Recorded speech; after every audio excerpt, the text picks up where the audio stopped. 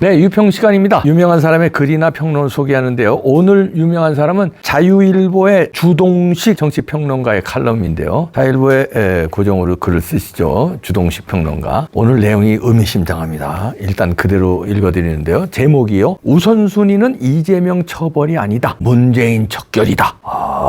무거운 주제인데 일단 그대로 읽어드립니다. 과연 내년 총선에서 민주당 등 야권은 200석을 달성할 수 있을까? 정동영에 이어 2탄이나 조국까지 나서서 가능하다고 공언하고 있다. 200석이라면 개헌부터 대통령 탄핵까지 못할 것이 없는 절대 권력이다. 야권 200석이 이루어진다면 사실상 무혈 쿠데타가 실현된다. 이준석이나 유승민, 이현주 등이 지나는 신당도 사실상 이런 목표 아래 움직이는 것으로 보인다. 야권 200석이 실현된다면 그것은 사실상 정권이 교체되는 것이나 마찬가지다. 현실적으로 윤석열 대통령은 정상적으로 임기를 마치기 어려울 것이고 임기를 유지한다 해도 사실상 대통령의 역할을 하지 못하는 허수아비로 남게 될 것이다. 윤 대통령이 국민의 선택을 받아 당선된 것이 2022년 3월이다. 2년도 채 지나지 않았다. 그런데 야권 200석 대승의 가능성이 거론될 정도로 분위기가 바뀐 이유가 무엇일까? 87 체제, 즉 제6공화국은 출발 당시부터 여야 공존을 컨셉으로 설계했다. 대통령 5년 단임제가 대표적인 장치이다. 누구도 권력을 독점하지 못하게 하고 웬만한 대권 주자라면 한 번씩 권좌에 올랐다가 후임자에게 자연스럽게 권력을 넘겨주고 떠나는 것을 전제로 한 체제이다. 이런 체제의 특성을 반영하듯 유권자들도 특권 정당의 특정 정당이 권력을 독점하지 못하게 하는 견제와 균형의 정신을 선거에 반영해왔다. 우파가 대통령을 차지하면 좌파가 국회를 장악하고 좌파가 지방선거에서 승리하면 우파가 총선에서 승리하는 식으로 총선 역시 한 정당이 연달아 다수 의석을 차지하는 경우가 많지 않았다. 21대 국회는 그런 관행이 깨지고 있다는 시그널이었다. 더불어민주당은 2017년 5월 문재인을 19대 대통령으로 당선시킨 데 이어 2020년 총선에서 180석이라는 압도적인 의석을 확보했다. 이건 좌우가 사이좋게 권력을 나누어 가져도 대한민국이 정상적으로 발전할 수 있다는 87 체제의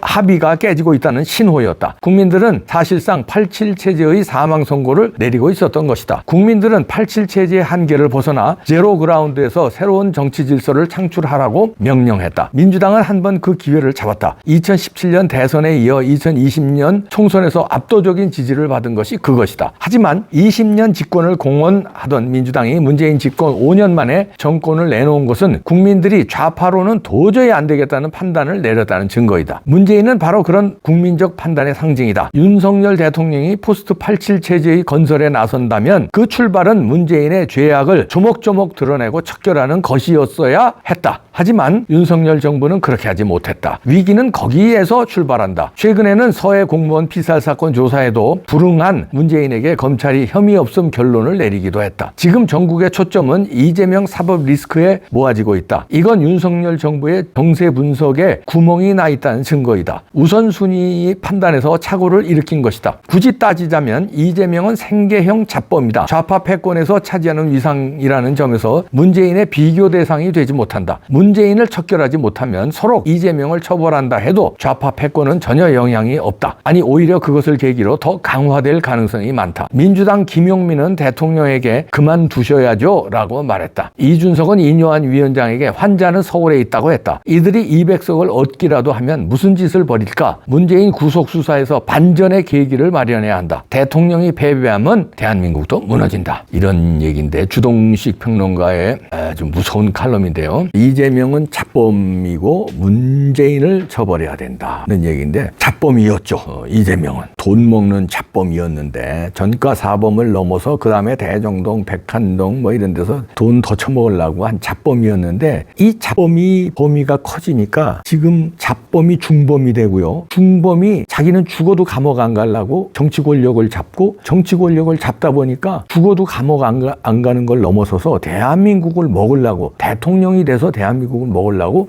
예를 들어서 개딸들 홍위병들을 동원한다든지 민주당을 확 장악한다든지 이런 잡범 수준을 넘어섰습니다. 잡범으로 돈을 모았는데 돈을 모은 잡범이 욕심을 부리는 거예요. 권력을 잡아야지. 그래서 권력을 잡고 근데 감옥에 절대 가기 싫은 거예요. 왜냐하면 내가 권력을 잡을 수 있고 돈이 많은데 감옥에 가서 갇혀있기가 너무 싫은 거예요. 그러니까 방탄을 입고 또 입고 또 입고 또 입고 하고 그 다음에 방탄 가지고도 안 되겠다. 민주당을 확 소나기에 넣어야 되겠다 하고 민주당을 소나기에 확 넣었죠. 그 다음에 난 대통령 대통령이 돼야 되겠다고 이렇게 밀고 있는 겁니다. 홍위병들을 동원. 그래서 지금 자범 수준에서 중범죄 수준을 넘어서서 대한민국을 도둑질을 하려는 어마어마한 세력으로. 그래서 주동식 평론가의 이 칼럼에 굳이 제가 0.2% 토를 달다면 그런 정도 토를 달고요. 문재인을 잡아야 된다는 데는 120% 동의합니다. 이재명보다 죄가 더 중하다는 거에도 100% 동의합니다. 그런데 저희들이 원했던 거는 빨리 이재명 간단하게 잡아 넣을 줄 알았죠. 대통령 되자마자. 이재명 빨리 잡아넣고 금년 안에 문재인 잡아넣고 이렇게 우리는 기대했던 건데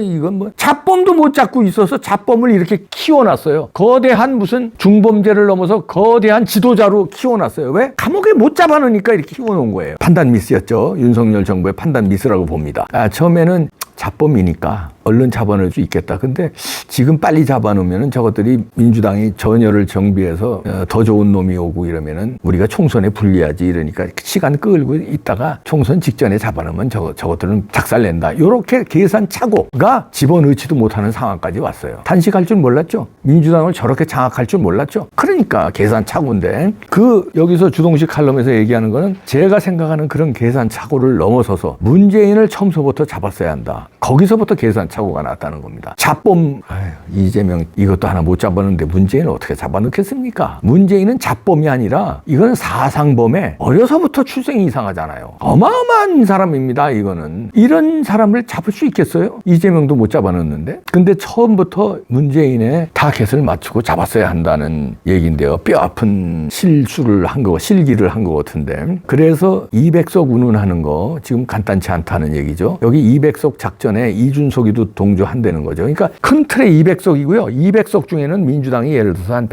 170, 80석. 그 다음에 꼬마 정당인 이런 데서 몇 석 해서 위성정당으로 몇 석. 그 다음에 이준석 당도 결국은 윤석열 쓰러뜨리기에 공헌하는 정당이니까 요것도 몇 석. 이렇게 해서 합쳐서 200석으로 만들어서 윤석열 칠 때는 200석으로 윤석열 같이 모아서 윤석열 탄핵시켜버리고 그리고 건건에 대해서는 이준석 당과 붙었다 떨어졌다 하지만 결정적으로 윤석열을 공적으로 모으는 데는 이준석과 민주당이 같은 마음이니까 그 윤석열 탄핵에는 합쳐서 죽이고 그다음에 거부권 200석이면 거부권 행사를 못해요. 어떤 법안이든지 지네 마음대로 하겠다는 거죠. 윤석열을 꼼짝 못하게 만드는 법안은 이준석도 진다. 그래서 이준석을 키운다. 그래서 비명계도 지금 만나고 친명계도 만난다는 거 아닙니까? 뒤에서 김남국이라든지 이런 건 친명계잖아요. 장경태라든지 이런 거 친명이잖아요. 비명은 어떤 식으로 당을 꾸려야 되니까 신당을 창당하려면은 자기네 천하용인인지 뭔지 걔네들하고 유승민하고 그것만 가지고 안 되니까 하태경은 나올 것 같지 않고 국힘당에서 응원할 것 같으니 그러면은 쪽수가 모자라니까 비명계를 채워. 비명계는 왜냐면 이번에 공천을 못 받으니까 어차피 공천 못 받을 바에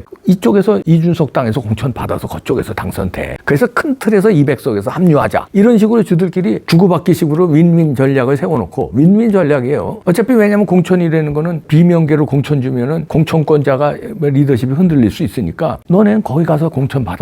이준석하고. 그리고 나중에 같이 합치면 되잖아. 이런 식입니다. 그리고 이게 모든 길은 어디에서 자신감을 얻었냐? 부정선거에. 부정선거로 200석은 먹을 수 있다는 자신감이 있기 때문에 그렇다면 이준석도 키워주자. 어차피 부정선거 하는 거니. 그래서 국힘당 잘내고 우리가 200석을 통째로 다 먹어버리면 이게 뭔가 후유증이 나니까 이준석 당에도 좀 먹게 하고 그 다음에 우리는 한 178석 먹고 이렇게 해서 정의당 몇 석 먹고 이래야 잡음이 없다. 독식을 200석 독식을 하면 정의당 난리치죠. 이준석도 자기 편이 안 될 것 같고 이러면 골치 아프니까 정의당 한 대여섯 이준석 한 대여섯 또 어디 이렇게 무소속 몇 석 해놓고 부정선거 세팅하는 데니까 세팅하는 데니까 그러고선 전체 합치면 200석 무소불위로 무혈 쿠데타죠. 군사 쿠데타도 아니고 사법 쿠데타도 아니고 부정선거 쿠데타입니다. 부정선거로 200석 먹고 권력 완전히 장악하는 거. 모든 길은 부정선거라고 그랬잖아요. 왜 아직까지 답답해. 이게 음모론입니까? 부정선거 얘기할 때 음모론이라고 그랬잖아요. 근데 국정원에서 점검하니까 다 우리가 얘기한 거 그대로 나왔잖아요. 어떡할 거예요? 근데도 가만히 있어. 왜? 소 잃고 외양간 고치는데 소 잃고 외양간도 안 고쳐. 외양간이 엉망인지 나왔는데도 외양간도 안 고쳐. 소 잃었는데도 안 고쳐. 다음에는 소 제발 훔쳐가지 않게 해주세요. 외양간 망가져도 할 수 없습니다. 제발 부탁합니다. 비나이다. 기우제만 지내시면 되겠습니다.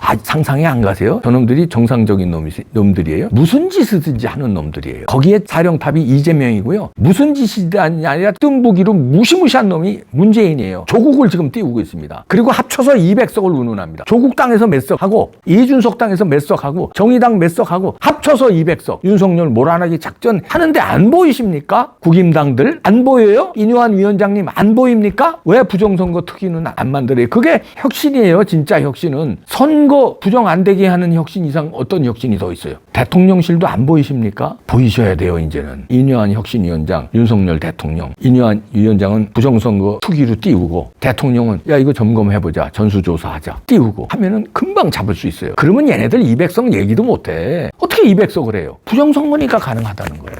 답답합니다. 답답해요.